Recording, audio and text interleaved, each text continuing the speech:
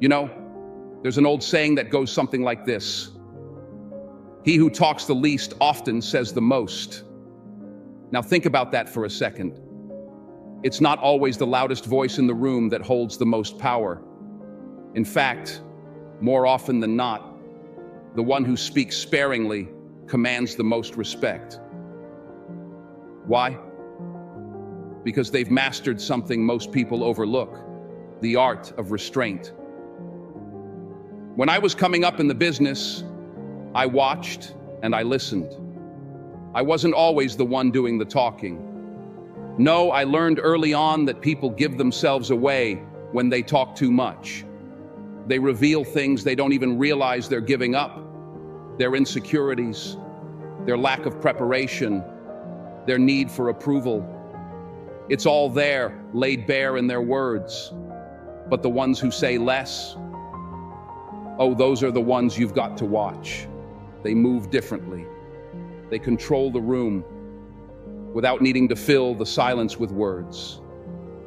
You ever notice in a meeting, in a negotiation, or even just a regular conversation, there's always that one person who keeps talking and talking, as if their words will somehow make them look smarter or more important.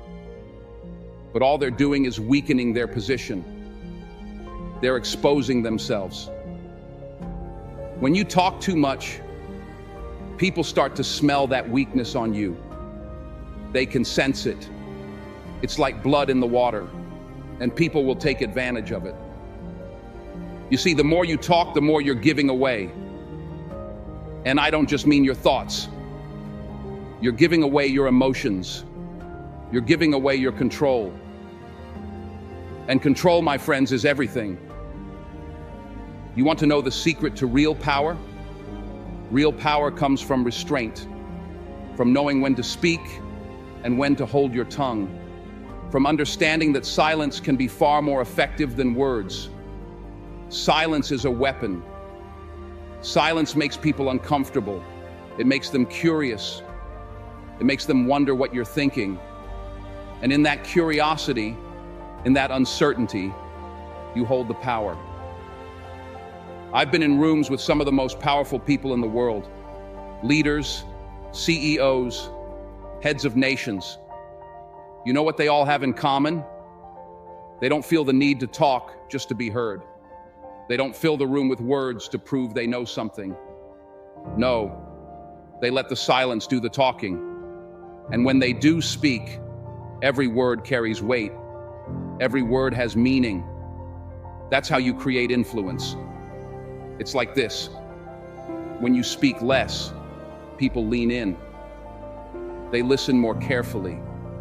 They're waiting to hear what you have to say because they know you don't waste your words. You become a mystery. And in that mystery, you create presence. That's real power. Let me tell you something else. Talking too much can also make you look foolish. You ever notice how people start rambling when they're nervous? Or how they talk just to fill the silence because they're uncomfortable with it? They think silence is awkward. But silence isn't awkward. It's strategic. It's deliberate. And if you can get comfortable with it, if you can learn to control it, then you can control the room. There's a scripture that says, even a fool, when he keeps silent, is considered wise. Now, I'm not calling anybody a fool, but there's wisdom in that. Sometimes the best thing you can do is say nothing at all. Let the other person talk. Let them reveal themselves. Let them overplay their hand. You don't need to prove anything by running your mouth. You prove yourself by knowing when to be quiet. Now, I'm not saying don't speak up when you have something important to say. No, that's not what I'm saying at all. When it's your time to speak, you speak with confidence. You speak with clarity. You make sure every word matters. But don't waste your words. Don't fall into the trap of thinking that more talking equals more power. It doesn't. In fact, talking too much can actually be a sign of insecurity. People who can't stop talking are often trying to cover something up. They're trying to compensate for a lack of confidence, a lack of control. But true confidence, true control, doesn't need constant validation. It doesn't need to explain itself over and over again. It speaks when necessary, and it's silent when silence is more powerful. Look, some of the most iconic figures in history understood this. From kings to presidents to business leaders, they knew that control over their words meant control over the room. Think about it. How many times have you seen a leader pause before they speak? That pause, that moment of silence, it draws people in. It creates anticipation. It builds tension. And in that tension, power is born. When you're the one who controls the conversation, not by talking, but by choosing when to talk, you become the one in control. You command respect. People are more likely to follow you, to trust you, because they know when you speak, you mean it. Your words carry weight. And let me tell you something else. When you talk too much, you lose focus.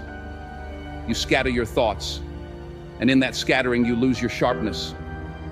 But when you speak with intention, with purpose, you stay focused. You stay sharp. You make sure that every word hits its mark. So, don't be the one who talks just to talk. Be the one who listens, who observes, and who understands that silence can speak louder than any words. In every situation, there's an opportunity to learn more by listening than by constantly offering your opinion. People will always reveal more through their actions, their expressions, and their subtle cues than they do through their words. When you choose to observe, you gain insight that others might miss because they're too busy talking. Hold your tongue when you don't need to speak, because once words leave your mouth, you can never take them back. Preserve your power. Don't give it away just to fill the silence. In that silence, you hold all the cards. People lean in, they pay attention, and you create an air of authority. Your presence becomes stronger, not weaker, because you aren't giving everything away. Silence isn't emptiness. It's a sign of mastery and control. The next time you're in a meeting, in a conversation, or any situation where you feel the urge to talk too much, pause. Take a breath and assess the moment. Ask yourself if speaking will add value or if you're speaking out of a need to be heard. Think about the long-term impact of your words. Will they elevate the conversation or simply clutter it? Sometimes the most powerful move is restraint. In that pause, you allow yourself the time to think clearly, to choose your words wisely, and to show that you are in full control.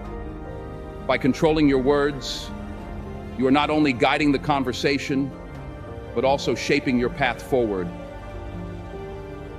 Silence can be a tool for reflection and strategy, giving you the upper hand in any situation. And remember, the more calculated you are with your words, the more powerful they will seem when spoken. Each moment of silence you embrace strengthens the weight of your eventual voice. Don't just talk to hear your own voice. Words are a tool, not a crutch. Speak when you need to, and when you do, ensure that your words carry meaning, weight, and intention.